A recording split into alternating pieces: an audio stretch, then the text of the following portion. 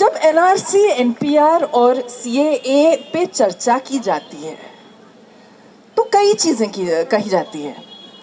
पहले ये बताएं कि किसी को मालूम है एनपीआर क्या है? I am going to pick volunteers. आप बताइए एनपीआर क्या है? मालूम है? फुल फॉर्म क्या है? National population register. Exactly, national population register. NRC क्या है? Exactly, you are already one step ahead of Amit Shah.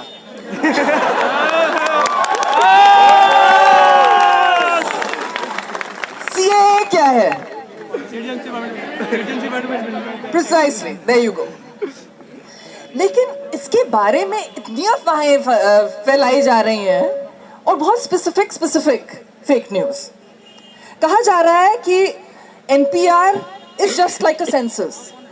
सिर्फ ये सेंसस है, सर्वेक्षण है, ये तो हमेशा आता रहा है। टेस्ट करिए, ठीक करिए।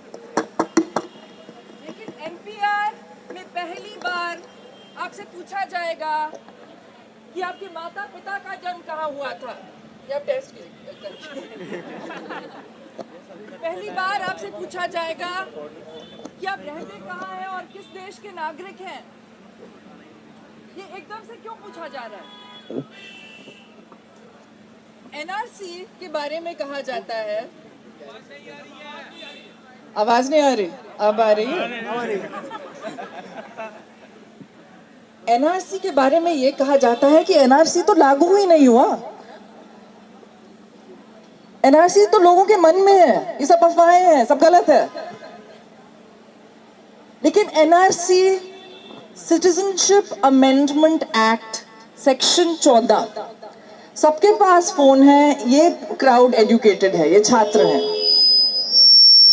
सेक्शन 14 में 2003 में एनडीए की सरकार, वाजपेयी जी की सरकार ने इसमें कानूनन अनुमति दी थी कि एनआरसी लागू हो। तो एनआरसी तो उसका बेसिस तो शुरू ही हो गया। सीएए क्या है? सीएए सबसे ज्यादा इसके बारे में बात की गई है। ये एक ऐसा एक्ट है जिसमें ऐसा नहीं कि सब हिंदुओं को कोई फास्ट ट्रैक सिटीजनशिप मिलने वाला है अगर कागज नहीं है, ऐसी कोई बात नहीं है। इसके 3 रिक्वायरमेंट्स हैं। पहला ये कि आपको साबित करना पड़ेगा कि आप अफगानिस्तान के हैं, बांग्लादेश के हैं या पाकिस्तान के हैं।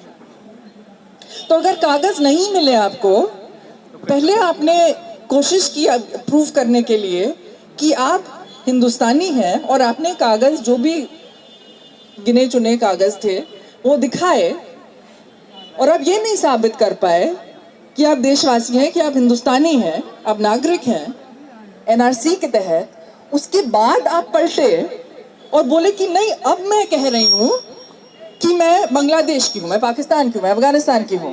हालांकि एप्लीकेशन शासन के पास है, पहली वाली एप्लीकेशन शासन के पास है, तो आप कैसे प्रूव करोगे?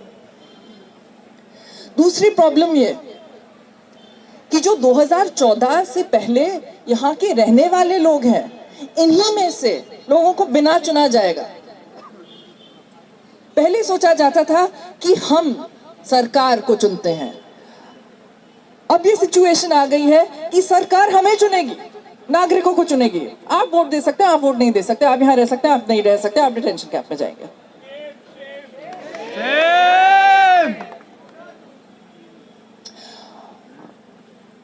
और ये भी बहुत कहा जा रहा है कि शरणार्थियों को हम अपनी देश में जगह देना चाहते हैं और घुसपैठियों को निकालना चाहते हैं। लेकिन ये शरणार्थी, घुसपैठी यहाँ के रहने वाले ही लोग हैं। ऐसा नहीं कि वो जो गुरुद्वारे पे हमला हुआ था पाकिस्तान में, वो लोग तो नहीं आ सकते क्यों? वो 2014 के पहले यहाँ नहीं रहे हैं, तो उन लोगों को तो एक्सक्लूड पहले ही कर दिया गया। तो यहाँ के लोगों में वो डिसाइड करेंगे कि आप नागरिक हैं, आप घुसपैठी हैं और आप शरणार्थी हैं। और किस बेसिस पे? उस बेसिस पे कि कागज किसके पास है। अब थोड़ा हम लोग कागज के बारे में सोचें। एनपीआर और एनआरसी का लिंक सिटीजनशिप अमेंडमेंट रूल्स जो सिटीजनशिप एक्ट के तहत लागू किए गए थे, रूल 4 फॉर एग्जाम्पल, उसमें लिंक बनाया गया है। एनपीआर एनआरसी की बुनियाद वहां बताई गई है कि एनपीआर में अगर आपके घर आए सेंसस लेने वाले, अगर उनको कुछ अजीब लगा, और बहरहाल हमें मालूम है कि कुछ मजहबों के लोगों का उनको इट्स मोर लाइकली कि उन लोगों के घरों में कुछ अजीब लगेगा, इस शासन में स्पेशली, तो एक कमेंट लगा दिया जाएगा कि आप संदिग्ध नागरिक हैं, that you are a doubtful citizen. इन संदिग्ध नागरिकों को एनआरसी के तहत फिर पेपर्स दिखाने पड़ेंगे कि, और कटघरे में हमारे नागरिक खड़े होंगे और ये सबूत प्रकट करने के लिए कि हम नागरिक हैं। अब इसकी ये अजीब देखिए, हमारे पुलिस के भाई बहन हैं, आप भी सुन लीजिए जरा, कि अगर किसी ने किसी मोहल्ले में कत्ल किया तो जिम्मेदारी किसकी है? मुजरिम को ढूंढ निकालना पुलिस की जिम्मेदारी है, या आप पूरे मोहल्ले को थाने में ले आएंगे, बच्चों बूढ़ों सबको, और कहेंगे कि भाई आपने कत्ल नहीं किया, ये आप साबित कीजिए? ये क्या बात हुई? आपके पास एनआईए है, एनआईए आपने बनाया है, आपके पास होम मिनिस्ट्री है, आपके पास इतनी बड़ी शासन है, आप अपनी सरकार पे बहुत नाज रखते हैं, बहुत कह चुके हैं, तो फिर आप घुसपैठियों को आप क्यों नहीं ढूंढ निकालते? हिंदुस्तान के करोड़ों लोगों को मजदूरी शामिल है, जिसका लहू शामिल है इस जमीन में, सब लोगों को आप कटघरे में क्यों खड़ा कर रहे हैं? तो बात रही है सीए, एनआरसी और एनपीआर की। ये बात बिल्कुल सही है कि ये आंदोलन लोकतांत्रिक आंदोलन बन गया है, संविधान को बचाने का आंदोलन बन गया है, स्पेशली जेएनयू के हमले के बाद। लेकिन ये भी सही है कि जो एनआरसी, एनपीआर और सीएए, ये 3 रूल्स और कानून जो हैं वो एक तेजाब के माफिक हैं। इस देश को, इस देश के लोगों को ये इतना इनसिक्योर अभी कर दिए हैं कि बस दिल टूटने की बात है। तो जो लोग गौ रक्षा करते हैं उसका जवाब संविधान रक्षा आपने कर दिखाया है, और ये जंग तब तक जारी रही, तब तक लड़नी पड़ेगी और तब तक जारी रहेगी, तब तक जब तक ये कानून हट ना जाए और जब तक हमारे बुरे दिन ना लौटा। ये नहीं, कई लोग कहते हैं कि भाई हमें अच्छे दिन नहीं चाहिए, हमारे बुरे दिन लौटा दो, लेकिन मैं कहती हूँ कि नहीं, अब हम इस मोड़ पे आए हैं कि हम एक नया मुल्क बनाएं। जब बीजेपी बोलती है कि हिंदू खतरे में है, वो बिल्कुल सही कहते हैं, अब हिंदू खतरे में है। और हिंदू अब खतरे में क्यों है? और सबके मन में ये आता है कि भाई मेरे घर में डॉक्यूमेंट्स कौन से हैं? मेरे घर में पासपोर्ट है, मेरे घर में पासपोर्ट है, ड्राइवर्स लाइसेंस चलेगा, आधार कार्ड चलेगा? नहीं, सिर्फ आधार कार्ड नहीं चलेगा।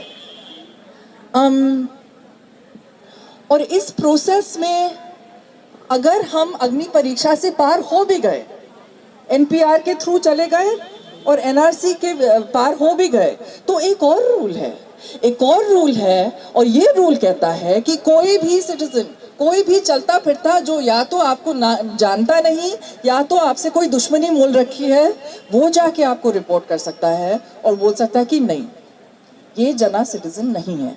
और फिर से ये पूरा मुद्दा फिर से जारी हो जाएगा और फिर से हमारी इंक्वायरी शुरू हो जाएगी। This is a never ending story. महिलाओं के पास कागजात कम होते हैं और मर्दों के पास कागजात ज़्यादा होते हैं। शहरियों के पास कागजात ज़्यादा होते हैं और गांव में रहने वालों के पास कम होते हैं। दलितों के पास कम होंगे, बहुजन लोगों के पास कम होंगे, आदिवासियों के पास तो ये मान लीजिए कि बहुत ही कम लोगों के पास कोई भी कागज होंगे और सावर्णों के पास ज्यादा होंगे। और तो जो पिछड़े हैं आप उनको और भी पीछा करते जाइए, कम सर्विसेज मिलें, वोट तक निकाल लें। इसीलिए ये दो रूल्स और ये लॉ, इसको खारिज करना सबसे जरूरी बात है। कभी कभी मुझे पूछा जाता है कि इस आंदोलन में औरतें सामने क्यों हैं। आप शाहीन बाग जाइए, बहुत अच्छी फीलिंग आती है, बहुत अलग सी फीलिंग आती है वहाँ। शाहीन बाग की महिलाएं लीड कर रही हैं। यहाँ भी आप देखें तो स्टेज पे मेधा जी तो ऑफकोर्स बहुत जब मैं बच्ची थी तब से हमें इंस्पायर कर रही हैं, लेकिन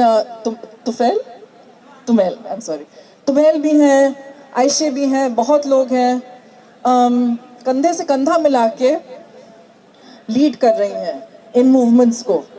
और ऐसा क्यों?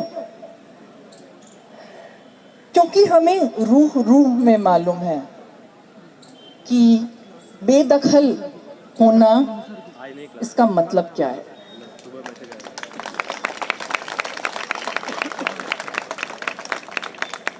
हम बड़े होते हुए, छोटे से बड़े होते हुए स्ट्रैटेजीज लेके आते हैं कि सर्वाइवल कैसे करना है। ये भी समझ आता है कि दूसरे के साथ हक के लिए खड़ा होना और लड़ना जरूरी क्यों है, कि ग्रुप का पावर क्या है। हिंदुत्व एक तरफ से सुप्रेमिसिस्ट फिलॉसफी है। सुप्रेमिसिस्ट मतलब कि सबसे बढ़ के वो अपने को ऊंचा दिखाना चाहते हैं, लेकिन उसमें एक टॉक्सिक मैस्कुलिनिटी, पितृसत्ता बहुत गहरी शामिल है। जब डंडे लेके आते हैं,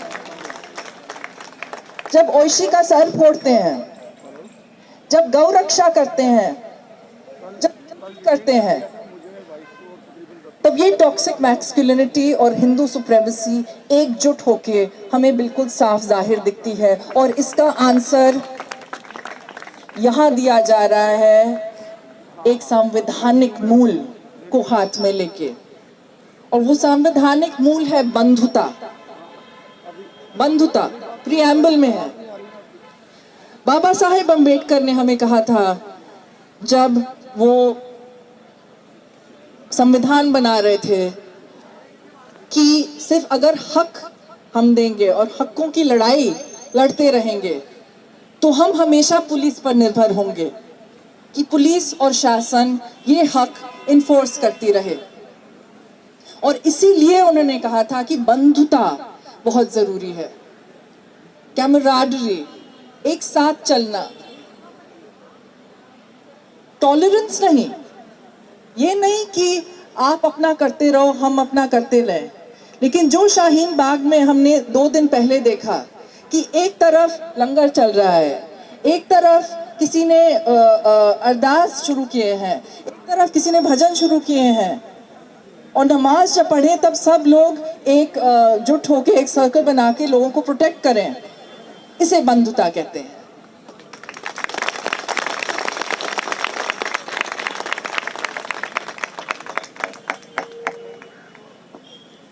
तो आज फिर से एक साथ हम एक साथ शपथ लें और प्रीएम्बल एक साथ पढ़ें।